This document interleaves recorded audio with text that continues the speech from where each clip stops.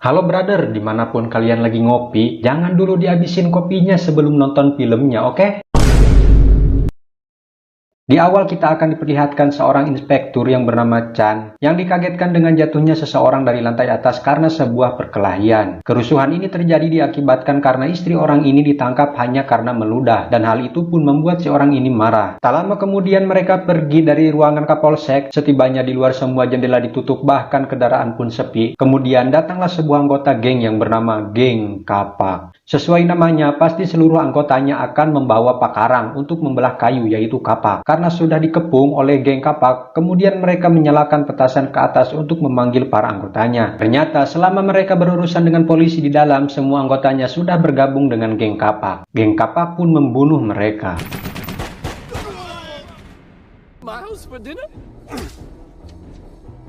Diperlihatkan di sebuah tempat yang bernama Komplek Babi, namun penghuninya manusia semua ya. Warga hidup tenang di sini, bahkan para pejuang receh bekerja dengan giat. Tak lama kemudian kita akan diperlihatkan dua orang pria pengangguran yang kulintang-kulintang ke sini mencari duit dengan cara merampok. Kita panggil saja Stephen dan temannya, si gendut. Kemudian mereka pergi ke tempat cukur untuk merampok dengan memperlihatkan sebuah gambar kapak di dadanya si gendut dan mengaku kalau dia adalah bos dari geng kapak. Namun wajah si tukang cukur terlihat B aja dan nampak seperti tidak ada yang menakutkan dari mereka berdua. Tak lama kemudian semua warga berkumpul, pibesnya kayak yang mau ngantri bansos. Kemudian Stephen menantang mereka satu persatu yang seimbang dengan dirinya. Namun orang-orang di sini bukan lawannya Stephen. Si tukang cukur yang melaporkan kepada si emak kalau dirinya dipalak oleh mereka berdua, walaupun mereka mengaku sebagai anggota geng kapak, namun si emak tidak memperdulikan hal itu dan terus nyebat si Stephen pakai sendal swallow. Sebuah petasan yang dinyalakan oleh Stephen dan melemparkannya ke belakang. Tiba-tiba, petasan tersebut meledak di atas kepala salah satu anggota geng kapak. Hal itu pun membuatnya marah dan mencoba nyacak pemuda si tukang cukur, tapi tiba-tiba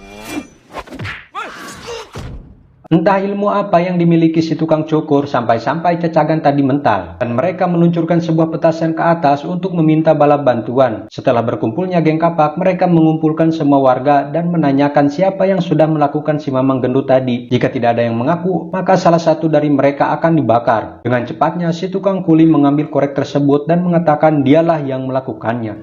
It was me. Dan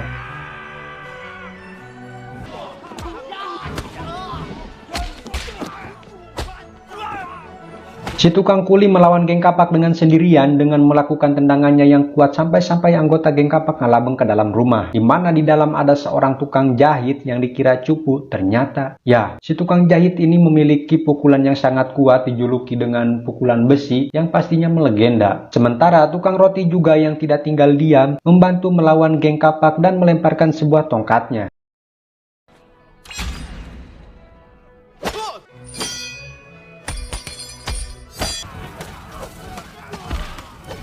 Walaupun bermodalkan 3 orang, tapi mereka berhasil menghajar seluruh geng kapak. Sang ibu dan anaknya memberikan sebuah mangkok yang berisi naonnya. Coba yang tahu, ketik di kolom komentar ya. Mengucapkan terima kasih karena sudah menyelamatkan mereka.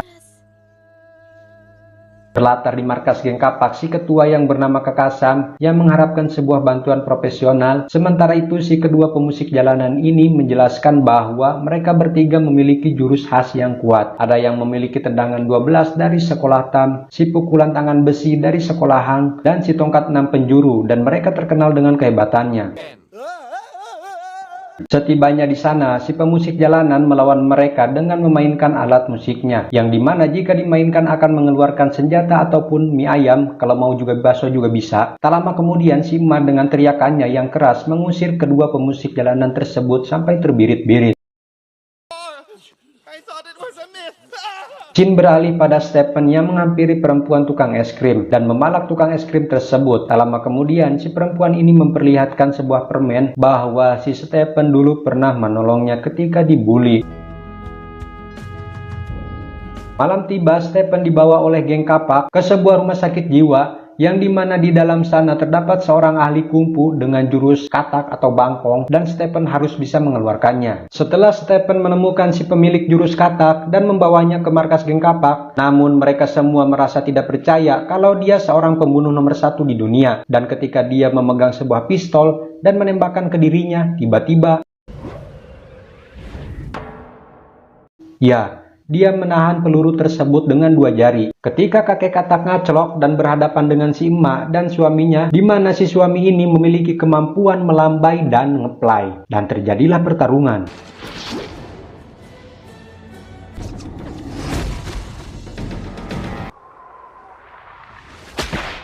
Saat sebuah lonceng jatuh, si emak memukuli lonceng tersebut untuk dijadikan pengeras suara teriakannya, agar tegangan suaranya lebih kencang dari salon hajatan.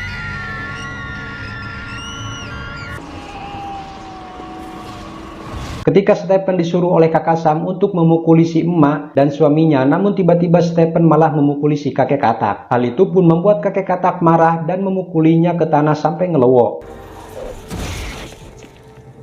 Stephen dibawa oleh mereka berdua karena sudah merasa membantunya. Setibanya di komplek warga, kakek katak dan para geng pun mencari mereka dan Stephen yang keluar dengan menghajar mereka satu persatu.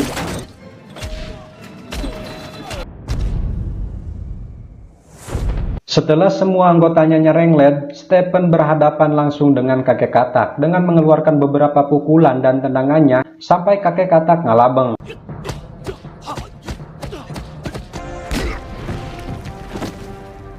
Dan itu membuat jurus kataknya keluar sampai Stephen ngalabeng ke atas dengan mengeluarkan tapak budahnya dari atas sampai berbentuk 5 jari. Pertarungan pun selesai dan dimenangkan oleh Stephen, bahkan kakek katak pun sampai tunduk. Setelah semua yang terjadi, Stephen dan si gendut membuka toko permen. Dan tak lama kemudian, Stephen menghampiri perempuan tukang es krim yang ada kenangan sedikit waktu kecil ketika Stephen menolongnya waktu dibully.